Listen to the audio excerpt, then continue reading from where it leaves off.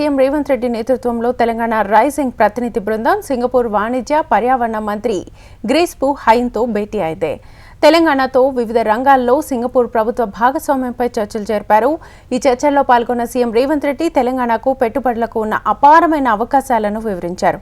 ప్రధానంగా నగరాలు, పట్టణాల అభివృద్ధి, మౌలిక సదుపాయాలు, నీటి వనరుల నిర్వహణ, నైపుణ్యాల అభివృద్ధి, స్పోర్ట్స్, సెమీకండక్టర్ల తయారీ, పర్యావరణం, శాస్త్ర సాంకేతిక రంగాలకున్న అనుకూలతలను వివరించారు.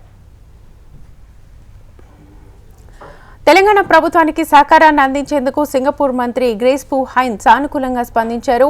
తెలంగాణ రైజింగ్ లక్ష్య సాధనలో భాగంగా రాష్ట్ర ప్రభుత్వంతో భాగస్వామ్యం పంచుకోవాలని రాష్ట్ర ప్రభుత్వ ఆహ్వానాన్ని పరిశీలిస్తామని హైన్ హామీ ఇచ్చారు. ప్రధానంగా ఫ్యూచర్ సిటీ, మూసి పునరుజ్జీవన ప్రాజెక్ట్, నీటి వనరుల నిర్వహణ, తెలంగాణ ఎంచుకున్న సుస్థిర వృద్ధి ప్రణాళికలపై ఎక్కువ ఆసక్తిని ప్రదర్శించారు. పలు ప్రాజెక్టుల్లో పరస్పరం కలిసి పనిచేసేందుకు అంగీకరించినట్లుగా తెలుస్తోంది.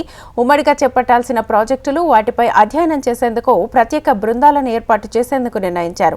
వివిధ రంగాల్లో సింగపూర్ అనుభవాలను పంచుకోవాలని, దేశంలోనే వేగంగా వృద్ధి చెందుతున్న తెలంగాణలో సంయుక్తంగా చేపట్టే ప్రాజెక్టుల కార్యాచరణ వేగవంతం చేయాలని నిర్ణయించారు.